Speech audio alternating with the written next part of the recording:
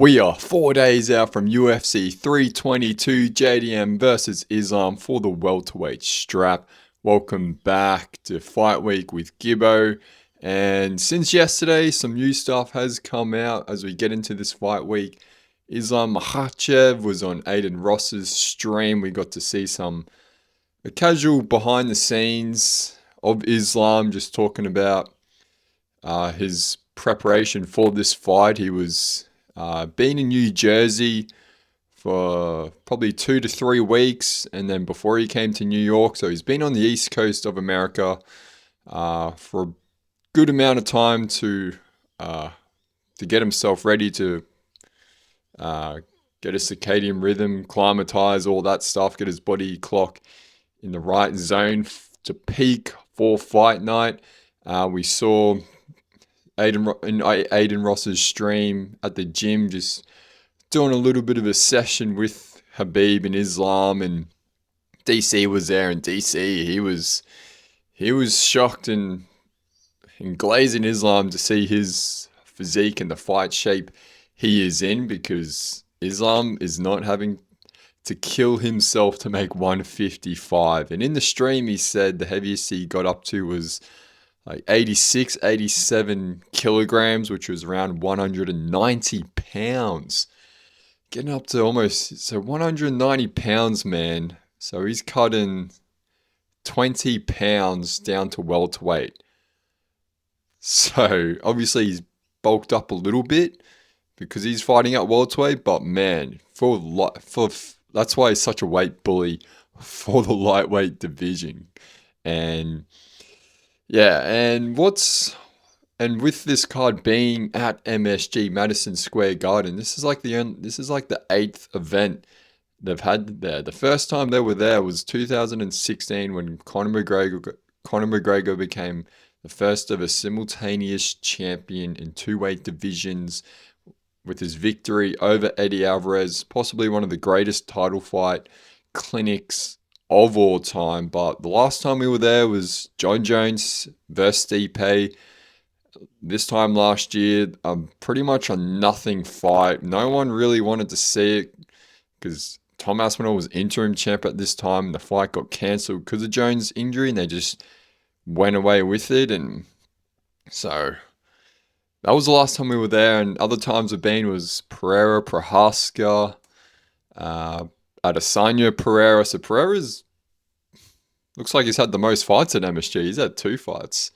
We've had Usman Covington 2, Masvidal Diaz, Cormier, Derek Lewis, Bisping and George St. Pierre when he came back and won the middleweight strap. George did. And then the first time was in 2016, Alvarez McGregor. And this time is JDM Islam. And out of all those people that have headlined MSG, I'd say Alvarez McGregor being the first, and that being, a McGregor fight's probably the biggest event we've had there. And second to that, I'd probably say Bisping, George St. Pierre, and now I'm putting Islam JDM as the 3rd biggest event we've had at MSG, because this card is stacked. But Islam going for a second belt, trying to join BJ Penn, who is the only one to win a belt in lightweight and welterweight. And this is a huge super fight. As well with the co-main, Zhang Wei Li moving up to try and get a second belt in a different division against Shevchenko, who's the GOAT flyweight. So 2 super fights, 2 fighters moving up in weight to get a second belt at MSG. This is just a huge card. This is. And a fight that I'm looking forward to as well on this main card is Sean Brady versus Michael Morales. Such an interesting matchup. As we know, Sean Brady coming off that dominant win over Leon Edwards, who was also on the card.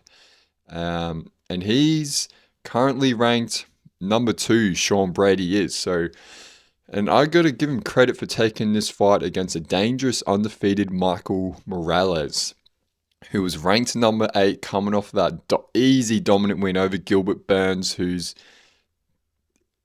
definitely past his prime. He's like 38 years old, Gilbert. And Michael Morales against Sean Brady. This is a very interesting matchup because Michael Morales, he's pretty tall he's 6 foot and he's 18-0 professionally, 6-0 in the UFC. And people are saying, some people, it's Sean Brady's a slight favorite. And I'm picking Sean Brady to win this because I just believe Brady's in his prime. Morales is only 26 years old. 26 years old, Michael Morales is. And great stand up. We hear he's got great takedown defense as well. But against the prime 32-year-old Sean Brady, and you saw what he did to Leon, who has great takedown defense and striking. And Sean Brady was outstriking Leon and then just handled him. He's pretty much the Philadelphia Khabib Nurmagomedov. And I'm really looking forward to this matchup because I got huge like expectations for Morales to go on to be a champ, but I just don't think it's his time right now. I think it's Sean Brady's time, and he's wanting. I think he can become champion if he gets through Morales. He probably could get a title shot, but there's a welterweight former champ who's going to probably step in the way. He's been talking loud this week. Kamaru, the Nigerian nightmare, Usman. Dana White glazed him on his podcast saying he's the greatest welterweight of all time. I think this is Dana playing chess, not checkers, because if Islam wins, I think they're going to book Kamaru Usman for that super fight. Because people do forget, like when Kamaru Usman was on his run, I think it was so dominant, and he was on such a crazy fight win streak. I think he was going to take over Anderson Silva or take over George St. Pierre as like the longest welterweight streak. I'll have to look into that one, but until Leon Edwards knocked him out. But yeah, people forget how good Kamaru Usman is, especially when he returned against Joaquin Buckley.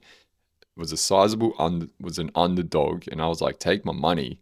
And he just walked through Buckley, and yeah, he could very much jump the line, jump all these welterweights, like Shavkat, Bilal, Ian Gary are fighting the week after, but Sean Brady, I think he's been slept on in this fight. He is a slight favorite, but I think he's gonna get Michael Morales down. He's shown his striking has improved, Sean Brady, and I'm really looking forward to it. Let me know your thoughts on this matchup because I'm really looking forward to it. And again, UFC 322 absolutely stacked. And we haven't seen too much from the other fighters throughout fight week on the UFC embedded. It's mainly just like we saw Carlos Prates today getting some jewelry, getting some work in. That's an exciting fight with him and Leon. And Shevchenko, Zhongwei Li, just the same old bit of training footage. Shevchenko looks like she's going to be wearing some meta glasses throughout the walkout or something, or fight week to give people her POV. But yeah, business as usual for UFC embedded, just bits of training footage, bits of sound bites. And yeah, once we get into the media day, which is probably tomorrow or today, and then the press conference, that's when it really starts to set in. And the goosebumps and the nerves and the excitement really go to a whole new level. But yeah, Sean, for this episode today, fight week, I'm just going to focus. Yeah, I'm just Sean Brady versus Michael Morales. Because I talked a little bit about Beneil and BSD yesterday, but Sean Brady, man, I think he's been slept on. He's on a 3-fight win streak because he lost against Bilal, and that wasn't the Sean Brady that we know now. That Sean Brady was a jet-lagged, fatigued, he got Bilal just heavy pressure, standing TKO, and if they were to rematch, I think Sean Brady would win it. And Michael Morales, that win against Gilbert Burns, very impressive, but man, that Gilbert Burns, you don't see Gilbert just get folded up against the cage like that. Because we saw JDM fight Gilbert. JDM was losing the fight until he landed that knee. But since then, Gilbert, he's not the dark horse that he used to be. Gilbert Burns, like, he dropped Kamaru Usman in their title fight. Gilbert Burns was winning that fight, and he was looking really sharp. And then Kamaru Usman went, put some respect to my name, fucking knocked him out. But the Gilbert Burns that Morales fought, just going into it, Morales was a pretty big favorite. You kind of knew what was going to happen. So I'm interested to see Morales with this. This is a big step up for Morales. This is a huge step up. Is it too early? I think it is. I think this is a huge, because if he beats Sean Brady, I think he could possibly get a title fight next, or he'll have to fight another top 5 guy. But he's ranked number 8, and he's, Joaquin, I think maybe like a Joaquin Buckley, who's ranked 7, was probably a better progressive step, because Buckley can wrestle, he can strike, but he's not a Sean Brady or a Kamaru Usman. So this is a huge step up for Morales. If he wins, super happy for him, because he's 26 years old. He could, eventually be the new next champ in the near future and go on a big reign, which would be pretty exciting, because he's an exciting fighter. He's a stand-up fighter. He likes to knock people out. Like, how many knockouts does he have? He's got 13 wins by knockout in 13 professional fights. And in the UFC, he's got 1, 2, 3, 4 knockouts in the UFC. 2 decisions against Jake Matthews and Max Griffin. So he's an exciting fighter, but I think it's just Sean Brady's going to be too strong, too crafty, too skillful, and like I say, he's the Khabib Nurmagomedov from Philadelphia, Sean Brady is. But we'll leave it at that, guys. I'll see you tomorrow. We'll continue to talk about this. I'll be putting up a full preview episode. What's today? Wednesday. So I'll try and get that out tomorrow afternoon, Australian time.